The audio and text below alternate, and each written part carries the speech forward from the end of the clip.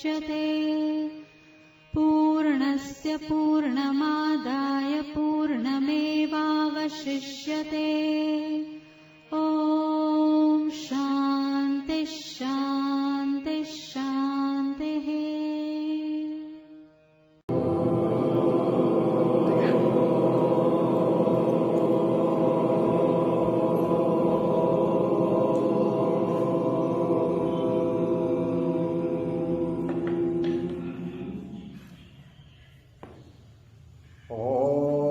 सहनावतु सहनौ भुनक्तु सह वीर्यं करवावहै तेजस्विनावधीतमस्तु मा विद्विषावहै। ॐ शान्ति शान्ति शान्ति। शङ्करं शङ्कराचार्यं केशवं बादरायणं स्तोत्रभाष्यकृतौ वन्दे भगवन्तौ पुनः पुनः। ईश्वरो गुरुरात्मेति मूर्तिभेदविभागिने व्योमवद्व्याप्तदेहाय दक्षिणामूर्तये नमः। सदाशिवसमारम्भां शङ्कराचार्यमध्यमाम् अस्मदाचार्यपर्यन्तां वन्दे गुरुपरम्पराम्। श्रुते स्मृते पुराणानाम् आलयं करुणालयं नमामि भगवत्पादं शङ्करं लोकशङ्करम्। प्रातः स्मरणीय परम पूज्य स्वामी प्रेमपुरी जी महाराज को वंदन नमन। इस ब्रह्म विद्या केंद्र में समुपस्थित सभी आत्मस्वरूप संतजन भक्तजन, अष्टावक्र गीता का ये 18वां अध्याय, जिसमें 35वें श्लोक तक अष्टावक्र महाराज ने उपदेश दे लिया था। विदेहराज जनक को एक एक बात को समझाते चले जाते हैं। तुम शुद्ध हो, बुद्ध हो, आनंद स्वरूप हो, पूर्ण हो, या सारा का सारा प्रपंच जितना दिखाई पड़ रहा है तुझ परमात्मा में, तुम आत्मा में ये प्रपंच नहीं है।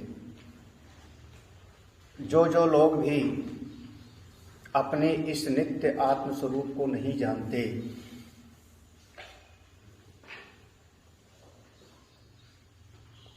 जो मुझको प्राप्ति ही है, जो मेरा अपना ही स्वरूप है, और नहीं जानते तो कोई न कोई अमुक अमुक धारणा बना करके और कोई न कोई प्रयास करते हैं, अभ्यास करते हैं। अपना स्वयं का जो आत्मस्वरूप है वह अभ्यास जनित नहीं है। किसी विशेष प्रयास से अपने आत्मा की उपलब्धि नहीं होती। प्रयास से अविद्या का नाश होता है। अभ्यास करने से चित्त वृत्ति एकाग्र होगी, लेकिन अपने स्वरूप की उपलब्धि अभ्यास के कारण नहीं होती। अभ्यास उसमें हेतु नहीं है। चाहे श्रवण मनन निधिध्यासन, ये भी हमारे भीतर के मल विक्षेप और आवरण का नाश करेगा, लेकिन स्वरूप तो अपना जैसा है वैसा ही है। सिद्धावस्था की स्थिति है, राजन तुम ऐसे हो। 36वां श्लोक पढ़ते हैं।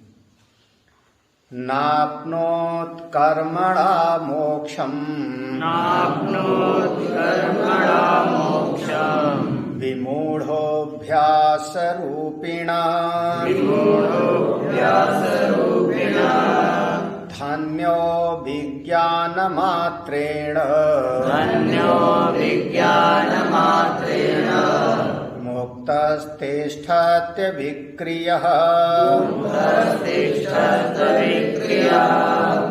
कर्मणा मोक्षम न आपनोति। किसी भी कर्म के द्वारा मोक्ष स्वरूप की प्राप्ति नहीं होती। जो अपना ज्ञान है, ज्ञान से जिस आत्म स्वरूप की उपलब्धि होती है वह किसी क्रिया के द्वारा प्राप्त नहीं है। भगवान भाष्यकार निरंतर ज्ञान और कर्म में विरोध है। कर्म का मार्ग अलग है, ज्ञान का मार्ग अलग है। दोनों में क्रम समुच्चय है, इस बात से हम सहमत हैं। लेकिन साह समुच्चय हो जाए ऐसी बात संभव नहीं है, क्योंकि कर्म से जो कुछ भी प्राप्त होगा, कर्म से जो भी प्राप्त होगा वह अनित्य होगा। अपना आत्मस्वरूप नित्य है। कर्म करने में अहम वृत्ति को लाना पड़ता है।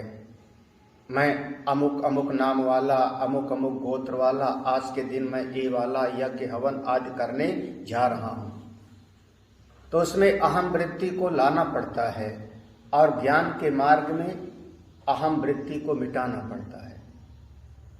बहुत अंतर है। कर्म से उत्पाद्य, आप्य, विकार्य और संस्कार, ये चार ही चीज की प्राप्ति हो सकती है। अपना आत्मस्वरूप ये चारों की श्रेणी में नहीं आता। उत्पाद्य नहीं है, आप्य नहीं है, संस्कार नहीं है, विकार नहीं है। अपना आत्मा तो नित्य प्राप्त है। तो कर्मणा मोक्षम न आपनोति। किसी भी कर्म से मोक्ष की प्राप्ति नहीं होती। अगर कर्म से मोक्ष की प्राप्ति होती तो वह मोक्ष भी अनित्य हो जाएगा, क्योंकि अनित्य कर्म से नित्य तत्व की प्राप्ति कभी भी नहीं हो सकती।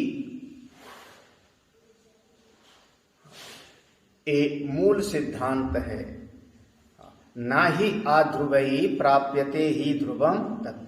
जानाम्यहं सेवदिरेत्य नित्यम न ही अध्रुवई प्राप्यते ही ध्रुवम तत्। अध्रुव से, अनित्य से नित्य की प्राप्ति नहीं हो सकती। तो कर्मणा मोक्षम न आपनोति। कर्म से वस्तु की उपलब्धि हो जाएगी। कर्म से सुख सुविधा की सामग्री आप एकत्रित कर लोगे। कर्म से आप कोई स्वर्ग आदि की प्राप्ति कर सकते हो स्रोत स्मार्त से। लेकिन जो अपना स्वरूप ही है, अपना मिले हुआ है, वो कर्म से प्राप्त नहीं होता। वहां कर्म की गति नहीं है। कर्मणा मोक्षम न आपनोति। कर्म के द्वारा मोक्ष की प्राप्ति नहीं होती। और कभी कभी ये बात नहीं समझते तो विमूढ़ो अभ्यास रूपिणा। अब नहीं समझते, शास्त्र का ज्ञान नहीं है। विमूढ़ माने जो शास्त्र के ज्ञान से रहित है, आचार की शरण में नहीं है, शास्त्र और आचार की शरण से रहित हैं, ऐसे लोग कौन हो गए? विमूढ़। यही दो चीज है, ना तो शास्त्र की शरण में है और ना ही आचार की शरण में है। तो रास्ता कौन बतावे? अपनी अकल से समझ में नहीं आता और आचार जो बताने वाले हैं उनकी शरण में है नहीं। तो ऐसे लोग विमूढ़ हैं और ऐसे लोग लगातार कुछ न कुछ अभ्यास करते रहते हैं। अभ्यास रूपिणा माने कोई न कोई वो अभ्यास करते रहते हैं। और उनसे पूछो क्यों कर रहे हैं तो कहेंगे इससे मुक्ति मिलेगी। अब कौन सा? कोई अग्निहोत्र कर रहा है, कोई कुआं बनवा रहा है, कोई बावड़ी बनवा रहा है, कोई न कोई मंत्र का जाप करते चला जा रहा है, कोई ध्यान अभ्यास कर रहा है, श्रौत स्मार्थ कर्म कर रहा है। तरह तरह के विमूढ़ो अभ्यास रूपिणा तरह तरह के अभ्यास रूपी कर्म को करता है और विचार करता है कि इससे मोक्ष की हमको प्राप्ति हो जाएगी। तो विमूढ़ हो, जो ना समझ है, शास्त्र संत की शरण में नहीं है, ऐसे लोग अपनी समझ में कोई न कोई अभ्यास करते हैं और वो सोचते हैं कि देखो ये मैं अभ्यास साधन कर रहा हूं, इससे मोक्ष की प्राप्त हो जाएगी। जबकि सिद्धांत है कि किसी भी कर्म से मोक्ष की प्राप्ति नहीं। ये सिद्धांत है, क्रिया के द्वारा आपके करने से मोक्ष की प्राप्ति, तत्व की प्राप्ति नहीं हो सकती। ये सिद्धांत है। उसके बाद भी ना समझ कोई आदमी होता है, वो अभ्यास रूपिणा लगा रहता है। कहते हैं धन्यो विज्ञान मात्रेण मुक्ता तिष्ठति अभिक्रियः। धन्य, ऐसे लोग धन्य हैं, ऐसे लोग धन्य हैं। धन्यो मुक्ता, ऐसे लोग धन्य हैं। कौन? जो मुक्त हैं। कैसे? विज्ञान मात्रेण मुक्तः, केवल अपने स्वरूप के ज्ञान मात्र से मुक्ति है। कुछ करने की बात नहीं है। कुछ करने की बात होती है अंतःकरण की शुद्धि के लिए, कुछ करने की बात होती है अपने मन को एकाग्र करने के लिए, कुछ करने की बात होती है कोई न कोई एक अवस्था, एक स्वर्ग आदि की प्राप्ति के लिए। मैं हूं, मैं आत्मस्वरूप हूं, मैं तो नित्य शुद्ध बुद्ध मुक्त आत्मा हूं, मैं तो निरंजन अभिक्रिय हूं। इसके पहले श्लोक में था मैं शुद्धम बुद्धम प्रियम पूर्णम निष्प्रपंचम निरामयम, मैं ऐसा आत्मस्वरूप हूं। ऐसे विज्ञान मात्रेण मुक्तः, केवल ज्ञान से ही मुक्त। ऐसे महापुरुष तिष्ठति अभिक्रियः, बिल्कुल अभिकारी भाव से स्थित रहते हैं। अभिकारी भाव से, अभिक्रियः, उनके भीतर विकार नहीं होता। विकार का मतलब चित्त में विक्षेप नहीं होता, उनके चित्त में लहरें तरंगे नहीं उठती, अपने स्वरूप में निष्ठ है, अपनी महिमा में रहते हैं। हाँ, अपनी महिमा में। ठीक है, जिस समय जैसा व्यवहार आया, पहले कहा था यदा यद कर्तुम आयाति, जिस समय जो कार्य करने को आ गया वैसा कार्य कर लिया, और आस्ते यथा सुखम, अपने स्वरूप में ज्यों का त्यों अवस्थित रहते हैं। ऐसे महापुरुष लोग धन्य हैं, जो ज्ञान मात्र से ही मुक्त हैं और अपने अभिकारी स्वरूप में स्थित हो गए। ऐसे महापुरुष ही धन्य। धन्य कौन धन्य है? ये वो धन्य नहीं है जिसके पास बहुत ज्यादा संपत्ति है, वो दुनिया वालों की नजर में अलग होगा। वो धन्य नहीं है जिसके पास में कोई न कोई वैभव या लोग बहुत हैं। हाँ, आज के समय में किसी के यहाँ चाहे जितने लोग हों, रिश्तेदार हों, सबको पता लग गया कि अब कोई साथ देता, कोई साथ नहीं देता। एक कोई लखनऊ में परिवार सत्संगी का, हमने कई बार कहा सत्संग में नहीं आते हो, बोले आज अमुक के यहाँ शादी है, आज उसके यहाँ जन्मदिन है, आज उसके यहाँ ये है। बड़ा संबंध है, बड़ा जो है सामाजिक आदमी है, सोशल मैन है, बहुत समाज है, रिश्तेदारी है।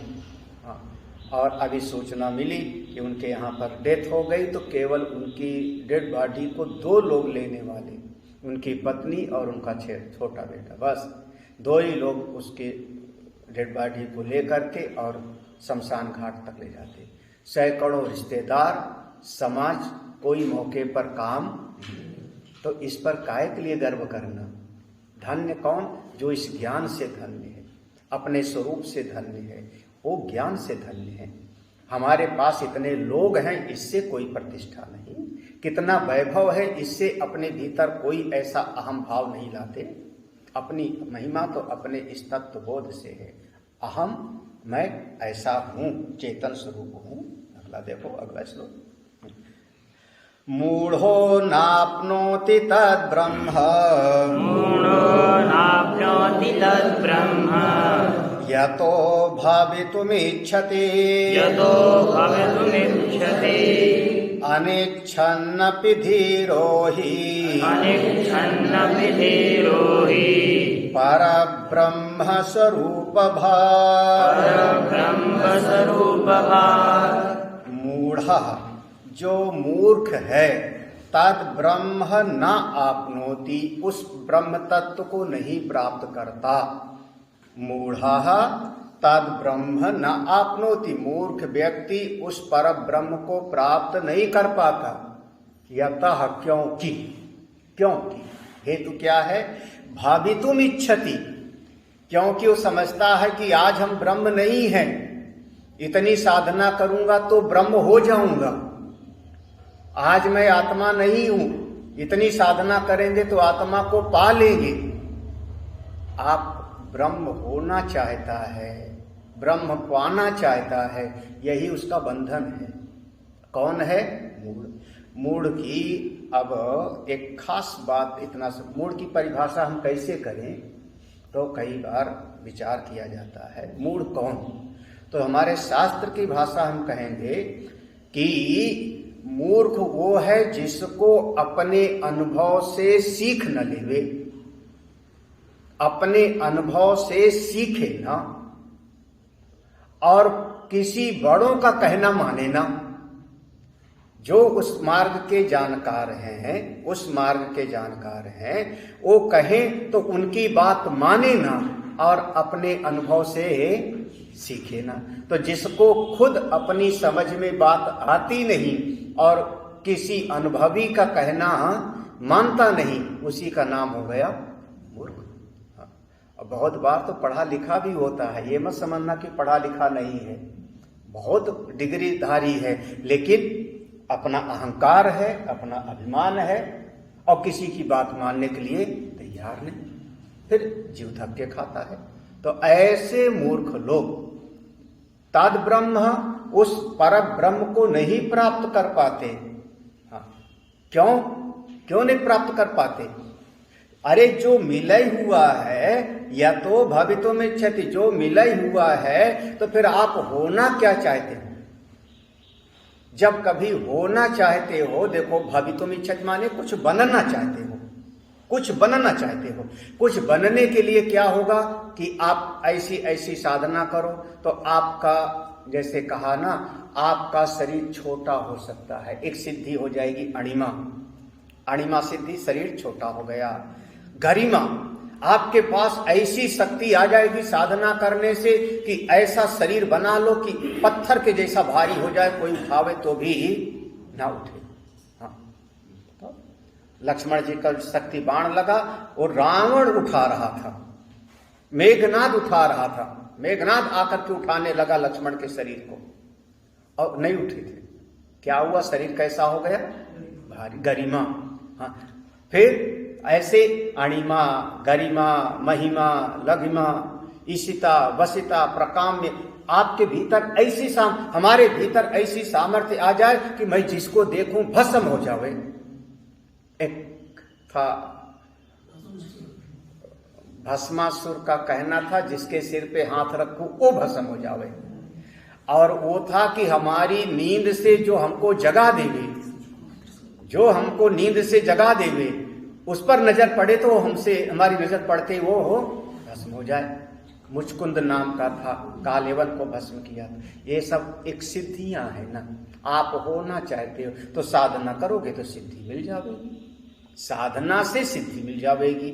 और जो सिद्धि मिलती है वो हमेशा नहीं रहती, कभी न कभी उस सिद्धि से अपना भी नुकसान हो सकता है, अपना भी यही हो सकता है। ब्रह्म ऐसा सिद्धि के जैसा नहीं है कि जैसे आपका शरीर की सिद्धि हो गई ऐसे ब्रह्म मिल जाएगा, या स्वर्ग के जैसा नहीं है कि जैसे स्वर्ग पहुंच गए ऐसे ब्रह्म मिल जाएगा। ब्रह्म तो अपना स्वरूप है, उपलब्धि है, प्राप्तस्य प्राप्ति है। तो अपने ब्रह्म तत्व की प्राप्ति जब कभी कोई ना समझ कहता है ब्रह्म बनूं, तो फिर नहीं हो सकता। ब्रह्म होना नहीं है, ब्रह्म होना नहीं है, वो आप हो ही। हाँ, और जो ये होना चाहता है, हाँ, जो ये होना चाहता है उसको तो हमको मिटाना है। कौन होना चाह रहा है? वो जीव। ये जो जीव है, चिदाभास है, वो जीव अपने आप को समझ रहा है अपूर्ण, अपने आप में कमी समझ रहा है कि आज हम में कमी है, कुछ न कुछ मुझको बनना है। कौन? जीव आत्मा। हमको तो उस जीव भाव को मिटाना है। जीव भाव मिट जावे, आप ब्रह्म स्वरूप हो, लेकिन जीव को नई सामर्थ्य मिल जावे, नई शक्ति मिल जावे और समझ लेवे कि मैं ब्रह्म हो गया हूं, तो फिर मूढ़ है, फिर मूढ़ है। क्योंकि यह ब्रह्म का स्वरूप प्राप्ति नहीं है। ब्रह्म वो तत्व है ना जिसकी प्राप्ति होती है, ना जिसको खोया जा सकता है। कर्म करने से बढ़ोतरी नहीं, नहीं करने से घटोतरी नहीं, वो अपना स्वरूप है। तो मूढ़ो ना आपनोति तद ब्रह्म, तद ब्रह्म उस पर ब्रह्म स्वरूप को, जो वास्तविक पर ब्रह्म स्वरूप है, उसको ना समझ व्यक्ति प्राप्त नहीं कर पाता। क्यों? क्योंकि कुछ वो होना चाहता है, कुछ बनना चाहता है, कुछ हम विशेष बन जावें, कुछ विशेष बन जावें, कुछ विशेष। अरे आज गरीब है धनी बन जावें, हाँ, आज कमजोर है बलवान बन जावें, आज हमारे पास ऐसी सामर्थ्य हो कि मंत्र पढ़ूं और देवता सामने खड़े हो जावें, सिद्धि हो गई। कौन हो गए? कुछ होना चाहता है। जब होना चाहता है तो ब्रह्म को प्राप्त नहीं कर सकता। अच्छा, जो ज्ञानी है वो तत्ववेत्ता है, अपने स्वरूप में रहता है, अपने स्वरूप में वो अनिच्छन्नपि धीरो ही, अनिच्छन अपि धीरो ही, धीरा माने ज्ञानी, तत्ववेत्ता। जो तत्ववेत्ता है अनिच्छन, ना चाहे तो भी, ज्ञानी ना चाहे तो भी, स्वरूप भाग, पर ब्रह्म स्वरूप भाग, वो कैसा है? अपना ब्रह्म स्वरूप है। आप चाहो तो ना चाहो तो, आपकी चाहना होना से कुछ लेना देना नहीं। हाँ, अरे हम तो चाहते थे ब्रह्म को पाना, ब्रह्म हमको नहीं मिला। वो चाहते थे महात्मा जी कि हम कुछ न चाहें और उनको ब्रह्म मिल गए। बोले आपके चाहने और ना चाहने से ब्रह्म को कोई फर्क नहीं पड़ता। और ज्यादातर ये जो जीव चाहता है ना, जो चाहता है वही मुश्किल। अनिच्छन्न, अनिच्छन्न माने अनिच्छन धन अप, अनिच्छन ना चाहते हुए भी, ना चाहते हुए भी धीर, जो धीर है, ज्ञानी है, पर ब्रह्म स्वरूप भाव। ये जगत में जब हम लोग किसी चीज को बहुत चाहते हैं तो जल्दी वो नहीं मिलता। जितना हम चाहते हैं उतने दूर जाता है। ये संसार के लिए संत ने कहा परछाई के जैसा है। परछाई, आप परछाई को पकड़ने जाओ, कभी पकड़ में परछाई ही आती नहीं। परछाई को पकड़ने जाओ, कभी पकड़ में नहीं आवेगा। आप आगे आगे चलते जाओ, परछाई पीछे पीछे आपके भागेगी। हम लोग परछाई पकड़ना चाहते हैं और उसके चक्कर में आप बस इतना कर लो तो सुख मिल जाएगा, ये कर लूंगा तो सुखी हो जाऊंगा, ये चीज मिल जावे तो मैं सुखी हो जाऊंगा, ऐसा हो जावे तो मैं सुखी हो जाऊंगा। अब जीव परछाई के पीछे दौड़ता है। अनिच्छन्न, जब तक हम चाहते हैं तब तक जीवन में संघर्ष है। कभी कभी, हाँ, इसीलिए जो है एक श्लोक आया था, शायद याद होगा, चेष्टते शुष्क पर्णवत्। तत्वज्ञानी कैसा है? जैसे कोई पेड़ का पत्ता एक सूख करके गिर गया, ऐसा आया था। पेड़ का पत्ता सूख करके और गिरा। जब पेड़ का पत्ता सूख करके गिरा तो उसकी अपनी कोई इच्छा नहीं होती। हाँ, जिधर से हवा आई उधर ही उड़ जाता है। इधर से हवा आई उधर चला गया, उधर से हवा आई तो इधर चला गया। तत्ववेत्ता का जीवन बिल्कुल ऐसा होता है। हम लोग चाह चाह करके दुखी होते हैं। हाँ, आप मत चाहो, ठीक है, ऐसा ऐसा ऐसी परिस्थिति आई, ऐसा चाहते थे, ऐसा हो गए। इधर से हवा आया, इधर हो गए। उसने ऐसा चाहा, ठीक है, किनारे हो गए। अनिच्छन्न, ना चाहो, चाहते हो बस उसी में। जब और जो ज्ञानी है, देखो ज्ञानी है, वो चाहे और ना चाहे कहाँ? मन में होता है। हमारे मन में इच्छा आई, अनिच्छा आई। ज्ञानी ने तो जान लिया कि मैं तो मन ही नहीं, मैं तो अंतःकरण ही नहीं हूं, मैं तो सीधे सच्चिदानंद ब्रह्म हूं। तो चाहे न चाहे उसकी बात ही नहीं है, वो तो अपने स्वरूप में है, अपने ब्रह्म स्वरूप में है। और वहां पर अगर कोई संकल्प उठता है तो अवश्य पूरा हो जाता है। क्योंकि जिस समय पर हमारी अपनी इच्छा समाप्त हो जाती है, उस समय पर समष्टि के साथ आप एक हो गए। व्यष्टि अंतःकरण जब उसकी अपनी कामना समाप्त हुई तो समष्टि के साथ एक हो जाता है। तो उस व्यष्टि अंतःकरण में जो संकल्प उठता है, उस संकल्प को फिर कोई रोक नहीं सकता, क्योंकि वो समष्टि का हो गया, एक ही भूत हो गए। अनिच्छन्न, आप जो ज्ञानी है ना चाहे तो भी ब्रह्म है। और अज्ञानी आदमी पाने की इच्छा कर करके दुखी रहता है। एक शब्द और देखो, निराधाराग्रह व्यग्रा, निराधाराग्रह व्यग्रा, मूढ़ मूढ़ा संसार पोषकाः मूढा संसारपोषकाः एतस्यनर्थमूलस्य मूलच्छेदाकृतो बुधैः मूलच्छेदाकृतो बुधैः। मूढ़ा, जो ऊपर की पंक्ति देखना, मूढ़ा जो मूर्ख आदमी है, ना समझ है, वो निराधारा ग्रह व्यग्रा संसार पोषका। निराधारा, जिसका कोई आधार नहीं है। हम कहते, जैसे कहते हैं ना, बिना बात की बात, जिसका कोई प्रयोजन नहीं है, जिसका कोई लेना देना नहीं है। निराधार, निराधार माने हवा की बात। और ऐसी बातों को ग्रह व्यग्रह, ग्रह माने मगरमच्छ के जैसे पकड़ लेता है। जैसे मगरमच्छ पकड़ लेवे तो हिलने डुलने न देवे, ऐसे ही निराधार बातों को पकड़ लेता है। अनावश्यक बातों को तूल दे करके पकड़ लेता है। हाँ, निराधार। मूढ़ा कौन है? वो कौन है? मूढ़ है। हाँ, बिल्कुल। मूढ़ की परिभाषा हमने कहा, जिसको अपनी अकल से समझ में ना आवे और जो हमारे समझाने वाले हैं उनका कहना माने ना, उसी को। तो ऐसा क्या हो गया? निराधारा ग्रह व्यग्र, अनावश्यक चीजों को पकड़ के बैठ गया। अब तो उनकी हमारी 7 पीढ़ी की दुश्मनी है। 7 पीढ़ी की दुश्मनी है तो तुम समझदार तो हो। बोले नहीं, अब 7 पीढ़ी के तो हम क्यों छोड़ देंगे। अब क्या हो गया? ये बिना मतलब की बात करके बैठ गए, बिना मतलब की बात। निराधार ग्रह व्यग्र, अनावश्यक बात, जिसका कोई प्रयोजन नहीं, जिसका कोई मतलब नहीं, हवाई बात, हवाई बात। और उसको बहुत आग्रह पूर्वक पकड़ लिया। हमको तो ऐसे करना है, हमको तो ऐसे होना है। ऐसे ना समझ लोग करते क्या है?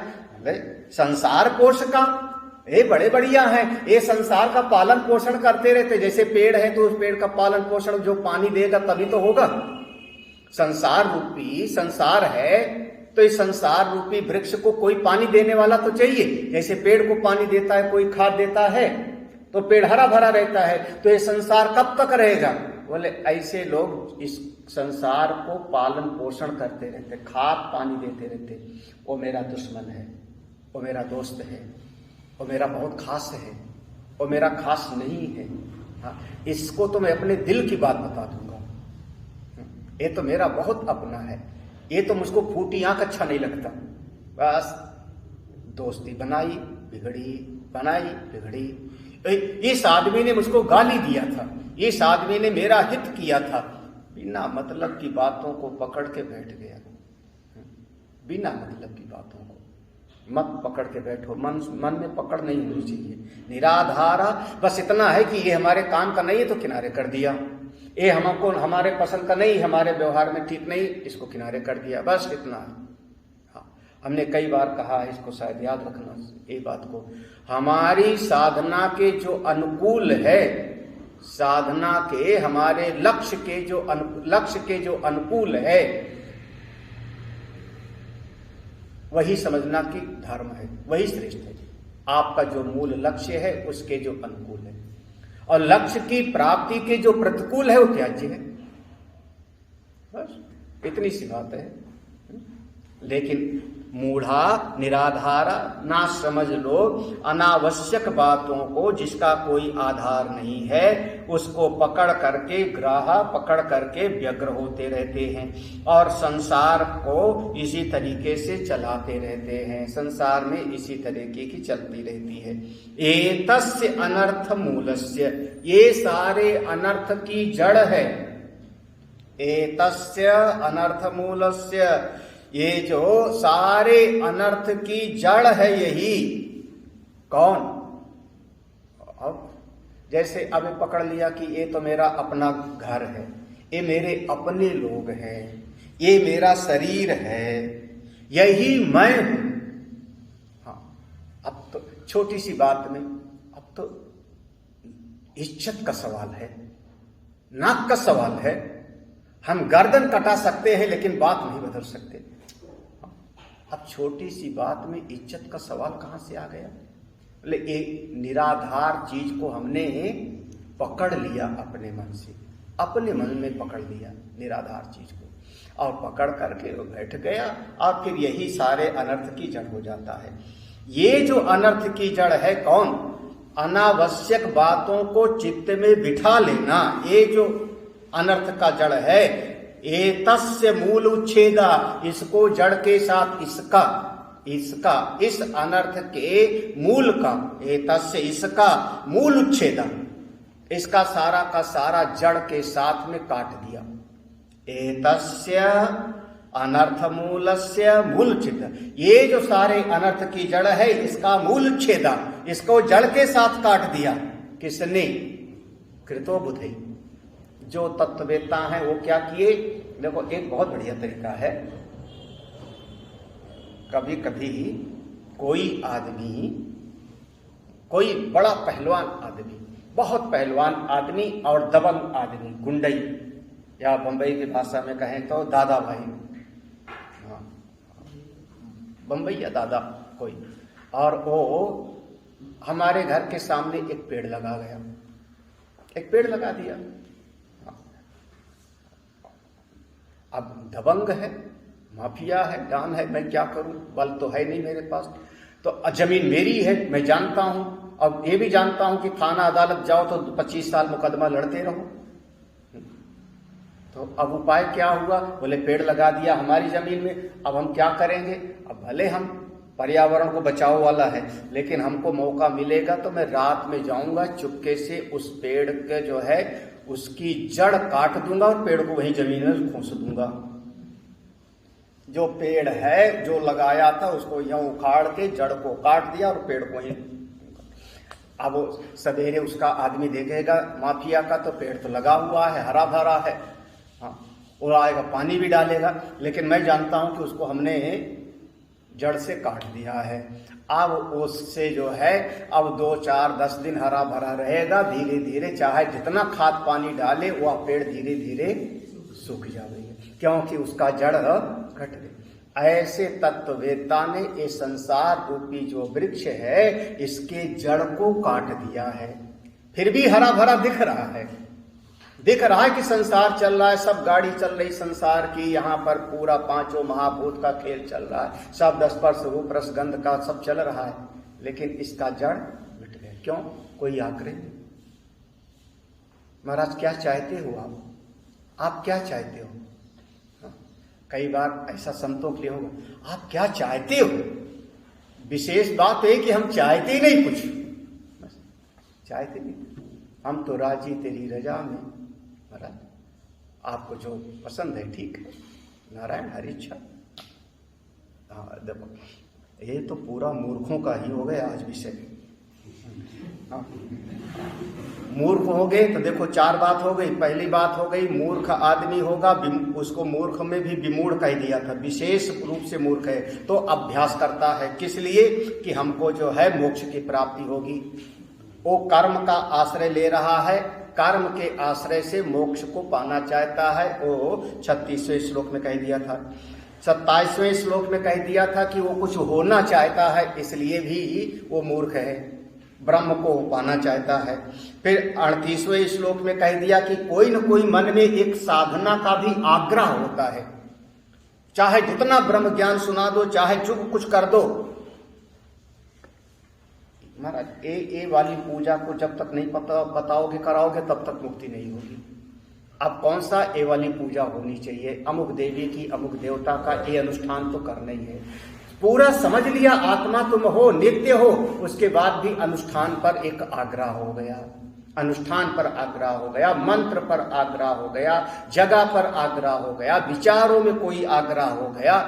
मूर्ख। ऐसे मूर्ख लोगों को क्या होता है देखो, न शांतिम लभते मूढ़ो, न शांतिम लभते मूढ़ो, यथा शमितुमिच्छति, यथा शमितुमिच्छति, धीरस्तत्त्वं विनिश्चित्य, धीरस्तत्त्वं विनिश्चित्य, सर्वदा शान्तमानसः, सर्वदा शान्तमानसः, ऊपर की पंक्ति में देखो मूढ़ है, नीचे की पंक्ति में धीर।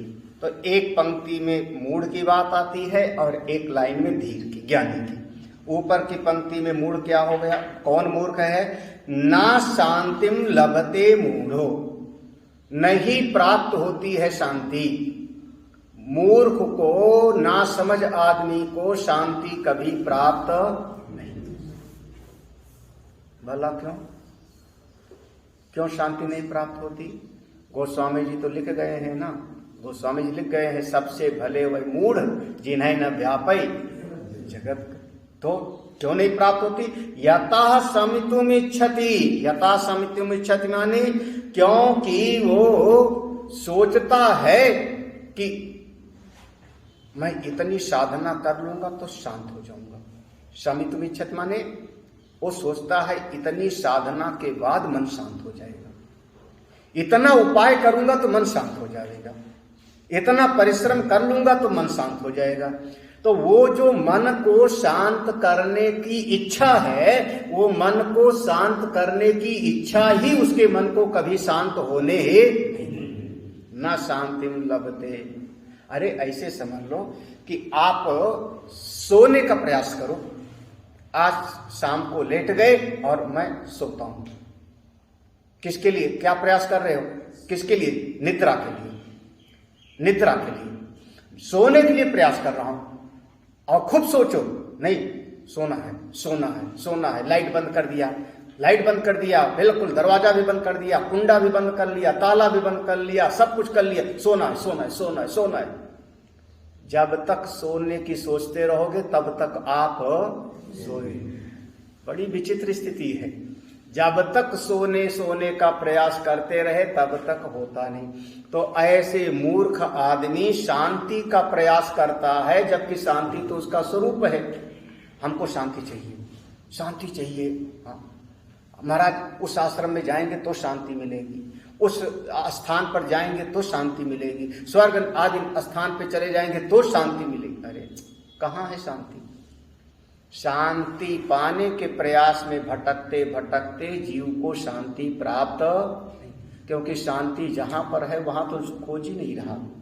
शांति तो अपने भीतर है, बाहर कहाँ भटकना? मोको कहाँ ढूंढे रे बंदे, मैं तो तेरे पास में। अपने भीतर, ज्यादा से ज्यादा अपने भीतर की तरफ। न शांतिम लभते मूढ़ो, मूर्ख आदमी को बाहर शांति नहीं मिलती। क्यों? क्योंकि बाहर शांति को ढूंढता है। ये जो इच्छा है ना, यथा शांतिम समितुम इच्छत, इच्छति है ना शब्द, इच्छत माने बार बार शब्द आ रहा है। जो चाह है, इच्छा है, वो इच्छा ही शांत होने नहीं देती। और धीरस्तत्वम विनिश्चित, जो धीर है, देखो नीचे की पंक्ति में ज्ञानी, जो तत्ववेत्ता है, धीर महापुरुष है, वो तत्वम विनिश्चित्य, संत के पास बैठ के श्रवण करते करते अपने आत्म स्वरूप का निश्चय कर लिया। बिल्कुल निश्चय कर लिया। क्या निश्चय किया? तत्वम, ये शरीर अन्नमय है, प्राणमय है, मनोमय है, ये अपना अपना काम करता रहे। मैं तो आत्मा हूं, मैं तो आत्मा हूं। देखता हुआ भी, सुनता हुआ भी, खाता हुआ भी, बोलता हुआ भी, चलता हुआ भी, पश्यन, श्रुवन, स्पर्शन, जिघ्रन, असनन, सब करता हुआ भी मैं तो आत्मा हूं, ज्यों कहते हूं। ऐसा निश्चय कर लिए। सर्वदा शांत मानस, वो अपना मन को देखे, हमेशा शांति। कुछ करने से शांति नहीं मिलती, बस अपने स्वरूप को जानने से शांति मिलती। सर्वदा शांत मानसा, हमेशा उसका मन शांत है जिसने अपनी आत्मा को जाना। और जो बाहर शांति को ढूंढने जाता है उसको जल्दी शांति प्राप्त रोक तो नहीं होती। जो बाहर की खोज है वो बाहर की खोज संसारी करता है, मूर्ख करता है। तत्ववेत्ता तो अपने स्वरूप में निष्ठ होकर के मुक्त रहता है। क्वात्मनो दर्शनं तस्य, स्वात्मनो दर्शनं तस्य, यदृष्टमवलम्बते, यदृष्टमवलम्बते, धीरास्तं तं न पश्यन्ति, धीरास्तं तं न पश्यन्ति, पश्यन्त्यात्मानमव्ययम् पश्यन्त्यात्मानमव्ययम्। ऊपर की पंक्ति में फिर मूढ़ के लिए है, नीचे की पंक्ति ज्ञानी के लिए है। क्वा आत्मनो दर्शनम, क्वा आत्मनो दर्शनम, आत्मा का अपने स्वरूप का अनुभव कैसे हो सकता है। यहां प्रश्नवाचक है, कैमुतिक न्याय। क्वा कैसे हो सकता है, क्यों होगा। अपनी आत्मा की अनुभूति, अपने स्वरूप का दर्शन कैसे हो सकता है, क्यों हो सकता है। पूछा क्यों। यत दृष्टम अवलंब्यते, क्योंकि आलंबन तो हमेशा दृश्य का ले रहा है। आत्मा है अपना स्वरूप, वो है अदृश्य, निर्गुण, निराकार, और आलंबन किसका पकड़ रहे हैं हम, कोई न कोई यत दृष्टम। जब तक किसी दृश्य का आलंबन पकड़ोगे तब तक भीतर आत्मस्वरूप का दर्शन नहीं। दृश्य का आलंबन मतलब जैसे दृश्य का आलंबन हम ऐसा कह सकते हैं कि ऐसी गाड़ी होगा तो मैं सुखी होऊंगा, ऐसा घर होगा तो मैं सुखी होऊंगा, ऐसे वस्त्र होंगे तो मैं सुखी होऊंगा, ऐसे पद प्रतिष्ठा होगा तो मैं सुखी होऊंगा, ऐसे लोग मेरे पास रहें तब मैं सुखी होऊंगा। ये सब आलंबन ले रहे हो। धन का आश्रय, कुर्सी का आश्रय, घर का आश्रय, ये दृष्ट जगत है ना जो दिखाई पड़ता है। तो इसका आश्रय मिल जाएगा तो मैं सुखी, इसका होगा तो मैं सुखी। या अब थोड़ा साधना में आ गए तो भगवान हमारे दर्शन दे दे में, अब देखो दर्शन दे दे में तो मैं सुखी। कौन सा भगवान, चाहे राम जी, कृष्ण जी, शंकर जी, दुर्गा मैया, लेकिन दर्शन देंगे तो दृश्य हो जाएंगे ना। फिर जब दृश्य हो जाएंगे तो उसका आलंबन ले रहे हो, और दृश्य का आलंबन लेकर के दृश्य स्वयं अनित्य है, तो आप सुखी कैसे हो सकते हो हमेशा के लिए। केनोपनिषद तो बार बार घोषणा कर देगा ना कि ये जिसकी तुम उपासना कर रहे हो ये परब्रह्म नहीं है। जिसकी उपासना कर रहे हो, जिस पर तुम टिके हुए हो, ये परब्रह्म नहीं है। तदेवं ब्रह्म त्वं विद्धि नेदम यदिदम पश्यते। ब्रह्म तो कोई और वो तत्व है जो आपका अपना आत्मा है। तो यत दृष्टम, दृष्टम माने दृश्य, किसी नाम रूप का जो आलंबन ले रहे हो आप, नाम रूप का, किसी दृश्य चीज का, कोई वस्तु परिस्थिति का, कि ऐसा होगा तो मैं आनंदित होऊंगा, तो आप जब तक दृश्य जगत का आलंबन लोगे तब तक आपको शांति, आत्मस्वरूप का दर्शन प्राप्त नहीं होगा। क्योंकि आलंबन बहिर्जगत का ले रहे हो तो भीतर का दर्शन कैसे होगा। भीतर तो आपका आत्मा। नीचे की पंक्ति देखो फिर ज्ञानी के लिए, धीराः तम तम न पश्यन्ति।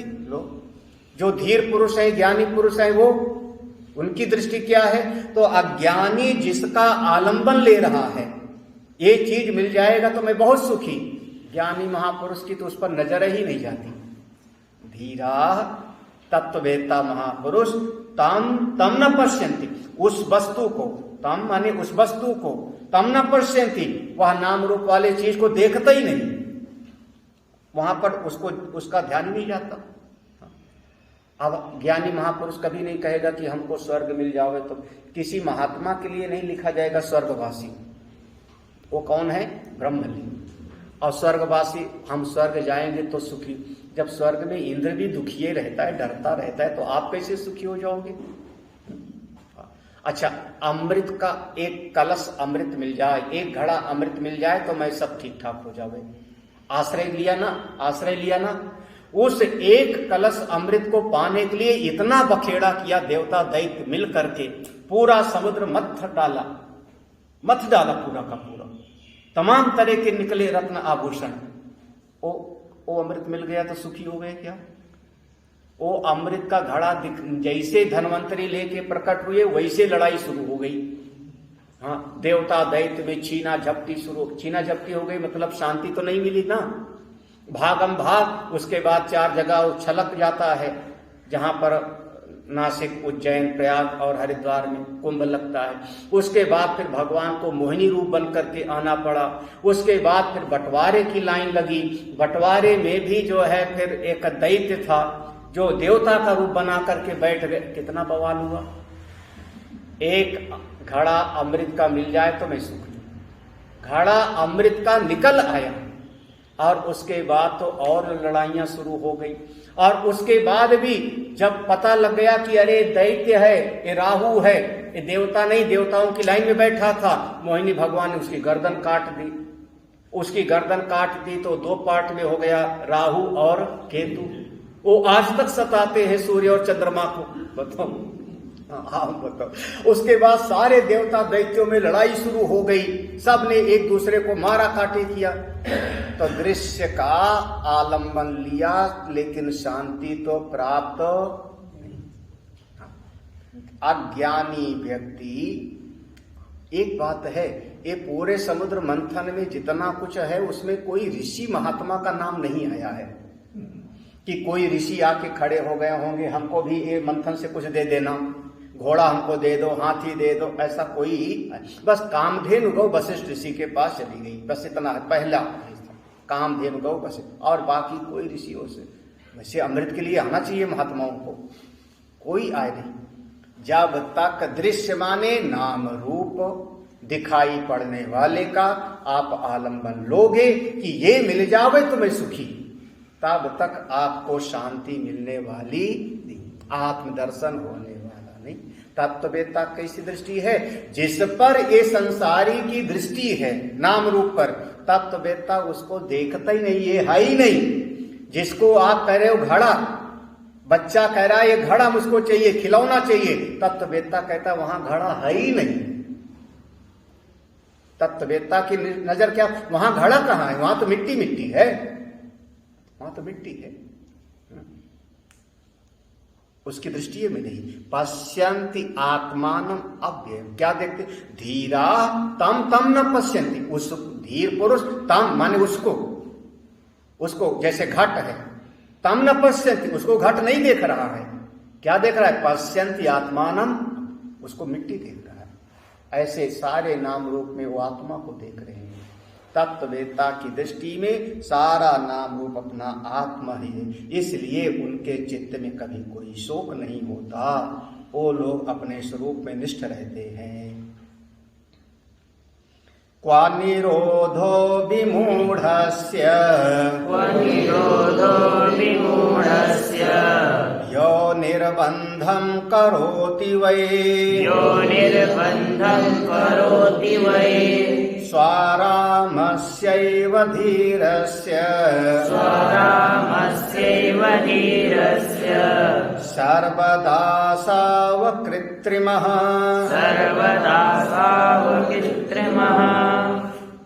विमूढ़स्य यौ निर्बन्धं करोति। क्वा निरोधः, देखो जो विमूढ़ा, जो मूर्ख है, विमूढ़ से माने जो मूर्ख है, वही चीज पहले कहा था, मूर्ख माने अपनी बुद्धि से समझ में ना आवे और बड़ों का कहना ना माने, हमेशा समझना। मूर्ख की परिभाषा हमारी यही है, जिसको अपने अनुभव से शिक्षा ना मिले और किसी का कहना ना, बस वह ऐसा मूढ़। यौ निर्बंधम करोति, वो करता क्या है कि अपने मन को रोकने का प्रयास करता है। निर्बंधम माने अपने चित्त को रोकने का प्रयास करता है। जैसे नदी बह रही है और उस नदी पर सीधे आप एक बोरी मिट्टी डालो, 4 बोरी, उसके बहाव को रोकने के लिए, तो सीधे नदी का बहाव रोका नहीं। उसका लिए इंजीनियर लोग अलग तरीका अपनाते हैं। लेकिन मूर्ख लोग कैसा, अपना जो मन है, मन में बिल्कुल विचारों का एक प्रवाह चल रहा है, बिल्कुल लगातार चल रहा है, और आदमी सोचता है इसको रोक के बैठ जाएंगे। उसको वास्तव में निरोध की स्थिति प्राप्त नहीं। निरोध माने जिसको हमारे 5 चित्त की 5 अवस्था मानी है योग दर्शन में, मूढ़, क्षिप्त, विक्षिप्त, एकाग्र और निरुद्ध। तो वो निरोध की अवस्था, निरुद्ध अवस्था उसको प्राप्त नहीं हो सकती। क्यों? क्योंकि उसका चित्त तो बिल्कुल प्रवाह में बह रहा है, संकल्प विकल्प चल रहा है, वृत्तियों का प्रवाह लगातार चल रहा है, और किसी तरीके से उसने दवाई खा लो और मन रुक जावे, ड्रग्स ले लिया मन रुक जावे, ऐसे ना, मन ड्रग्स ले लिया, दवाई खा लिया, बेहोश हो जावे, मन को रोक, ये जबरदस्ती मन को रोकने से काम है। देखो, विमूढ़स्य यो निर्बंधम करोति, जो जबरदस्ती इस चित्त को रोकने के लिए रोक लूं, इसको बांध लूं, ऐसा प्रयास करता है, बिल्कुल बांध लूं, उसके चित्त को निरोध की अवस्था प्राप्त नहीं। वो निरोध की अवस्था जो ज्ञान से निरुद्ध हो जाता है, जो तत्व बोध से निरुद्ध हो जाता है, वो अवस्था ऐसे लोगों को प्राप्त नहीं। ऐसे समझो ना, जैसे कहते हैं, देखो एक प्रक्रिया है। प्रक्रिया क्या है कि जैसे एक पेड़ की दो डाल हैं, दो शाखाएं हैं, तो एक शाखा को पकड़ करके आप खींचो तो दूसरी वाली शाखा भी झुक जाती है। हम लोगों को फल तोड़ना हो तो जो हाथ में पकड़ में नीचे आ रही शाखा, उसको पकड़ के खींच लो तो ऊपर वाली शाखा भी झुक जाती है। तो एक शाखा को पकड़ने से दूसरी शाखा भी पकड़नी है। चित्तयोर द्वयी, ऐसे वर्णन किया। तो हमारे चित्त की दो शाखाएं समझ लो, कौन है? एक तो हमारा ये मन की चित्त की वृत्ति है, और दूसरा ये श्वास है, जो हम श्वास ले रहे हैं। तो एक प्रक्रिया ये है कि श्वास को रोक लो तो चित्त का चलना अपने आप रुक जाए, प्राणायाम से। खास करके यहां पर जो कहना चाह रहे हैं, प्राणायाम से। उस प्राणायाम में भी है रेचक, कुंभक, उसमें भी भेद होगा, अंता कुंभक और बाह्य कुंभक, है ना। तुम्हारा विषय हो गया ना, अंता कुंभक बाह्य। प्राण को रोक लो तो वही है, जैसे डाल को खींच लिया तो प्राण को रोक लोगे तो चित्त का जो चलना है रुक जाएगा, वृत्तियों का प्रवाह रुक जाएगा। ये उपाय है, इसको मना नहीं किया जाता, करना चाहिए प्राणायाम थोड़ा बहुत, लेकिन एक प्राणायाम से परमात्मा नहीं मिलते, ये बात समझ लो। हमेशा के लिए निरुद्ध नहीं होगा। कितनी देर तक श्वास रोक के बैठे रहोगे कुंभक में? कितनी देर तक? 5 मिनट, 1 घंटा? उसके बाद अगर आपका फिर से श्वास तो लोगे, और जब फिर श्वास लोगे फिर से आपका प्राण चलने लगेगा तो आपका जो चित्त और ज्यादा उसमें उच्छाल तरंगे बहने शुरू हो जाएंगे, तो वो पूरी तरह से निरुद्ध अवस्था प्राप्त नहीं। और फिर चित्त में वही कामनाएं, वही, जैसे आप ऐसा कह सकते हैं कि महाराष्ट्र में 2 महापुरुष, हाँ, एक तो संत ज्ञानेश्वर भगवान, 14-15 साल के, और दूसरे 1400 साल का एक महात्मा जिसका नाम था चांगदेव। चांगदेव नाम था, शेर पर सवारी करने वाला। उम्र कितनी? 1400 साल। 14 बार अपने शरीर का कायाकल्प कर चुका है। कायाकल्प पर काया प्रवेश कितना योग सिद्ध होगा?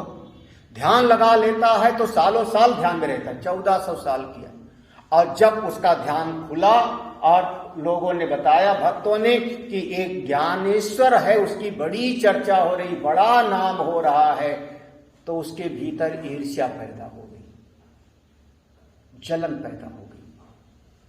हम 1400 साल के महात्मा, 14 साल का लड़का, उसकी इतना कैसे? चिट्ठी लिखो उसको, चिट्ठी लिखो। अब जब चिट्ठी लिखाने के लिए बैठा तो पहले लिखाया, लिखो परम आदरणीय संत ज्ञानेश्वर। उसने लिख लिया, तब तक कहा नहीं काटो काटो, उसको परम आदरणीय कैसे लिखा जावे? हाँ, वो बच्चा है मेरे सामने।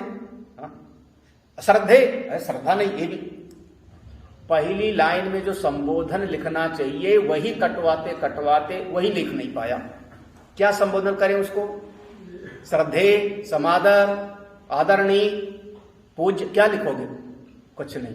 तो उसने कहा कोरे कागज भेज दो,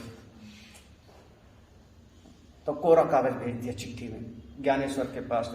जब कोरा कागज पहुंच गया उनके पास में, संत ज्ञानेश्वर ऐसे बैठे देख रहे थे, तो उनके जो बहन थी मुक्ताबाई, वो सब ज्ञानी भाई, उन्होंने देखा, अच्छा ये चांगदेव की चिट्ठी, एक कोरा का कोरा ही रह गया। जैसे कागज कोरा है ऐसे वो महात्मा भी 1400 साल की आयु, लेकिन रह गया कैसा, कोरा का। बढ़िया चिट्ठी लिखो। और फिर संत ज्ञानेश्वर ने बढ़िया पत्र लिख करके उसको भिजवाया, जवाब दिया। जब जवाब दिया, जब वो चांगदेव ने पढ़ा, उसने कहा कल का छोकरा हमको सिखाने चला है, चलो मिल के आते हैं। कैसे चलेंगे, शेर को बुलाओ, शेर पर सवारी। तो सवारी के लिए चाबुक चाहिए। चाबुक किसका, काला नाग का चाबुक। चल पड़ता है। सर्दी का समय था और सर्दी के समय में एक जो है खंडहर है गांव का, घर गिर गया है, उसके नीचे के कुछ दीवारें टूट सी है, उसी पर सोपान देव, निवृत्त और ज्ञान देव, ये सब मुक्ताबाई सब बैठे धूप सेक रहे हैं। थोड़ा सवेरे सवेरे था और सूचना आई कि वो आ रहा है, चांगदेव आ रहा है, चांगदेव आ रहा है। किसी ने दौड़ करके, बच्चे ने कहा शेर पर बैठ के आ रहा है, काले नाग का चाबुक लेकर के। संत ज्ञानेश्वर ने कहा कुछ तो स्वागत करना ही चाहिए। अब इतने बड़े महापुरुष आ रहे हैं तो स्वागत तो करना ही चाहिए भाई, कम से कम अपने खड़े होके दरवाजे तक तो चलना ही चाहिए। तो अब अपने गांव के पास आ रहा है, आ गया तो चलो स्वागत के लिए कैसे चले। तो उन्होंने कहा ये दीवार जो ठूंठ है, खंडहर, दीवार ने कहा तू ही चल। अब हम कौन खड़े हो, तू ही चल। वो खंडहर चल पड़ता है। बताओ क्या होगा। मतलब यह है कि तुम तो चेतन को बस में किए हो, सांप भी चेतन, काला नाग भी चेतन। यहां तो जड़ भी मेरा कहना, मेरा यहाँ कहने का मतलब इतना है कि 1400 साल का मन को रोकने का करने वाला अभ्यास, लेकिन मन के जलन ईर्ष्या को मिटा नहीं पाया ना। तो कहाँ उस बात को समझो। क्वा निरोधो विमूढ़स्य, जो विमूढ़ है वो मन को रोकने की कोशिश करता है, कभी प्राणायाम से, कभी दवाई से, कभी अमुक चीज से, विचार ही न चले। उसको तत्व ज्ञान की जो निरोध अवस्था है उसका अनुभव कैसे होगा। स्वरामस्य, ये नीचे की पंक्ति में देखो, धीर पुरुष, धीरस्य, जो धीर पुरुष है वो स्वरामस्य, अपनी आत्मा में रमण करता है। जब अपनी आत्मा में रमण, आत्मा राम है, स्वराम, स्वराम आत्माराम, अपनी आत्मा में रमण करता है, अपने आत्मा में है। तब सर्वदा असौ अकृत्रिमः, देखो सर्वदा असौ, हमेशा ही रहता है। अकृत्रिमा, अकृत्रिमा माने बनाया हुआ नहीं, कुछ बनाया हुआ नहीं, कल्टीवेटेड नहीं है। कैसे है, सहज रूप में उसका मन शांत रहता है। सर्वदा असौ वो जो ऊपर कर रहा था ना मन को शांत, चित्त वृत्तियों का निरोध करने के लिए बड़ा बड़ा प्रयास कर रहा था, तत्ववेत्ता का सहज रूप में रहता है, प्रयास से नहीं, उपाय से नहीं। सर्वदा असौ अकृत्रिमा, अकृत्रिमा माने बिल्कुल सहज रूप में, वास्तविक रूप में, अपनी स्वरूप महिमा में उसका मन सहज शांत रहता है। क्यों, आत्माराम है। वो ये जानता है कि चित्त भी मैं नहीं हूं, चित्त की वृत्तियां भी मैं नहीं हूं, मैं तो शुद्ध आत्मा हूं। जो ऐसा जान गया, तो अब मूर्ख आदमी ऐसा, तत्ववेत्ता आदमी ऐसा, ऐसा विभाग करके बता दिया।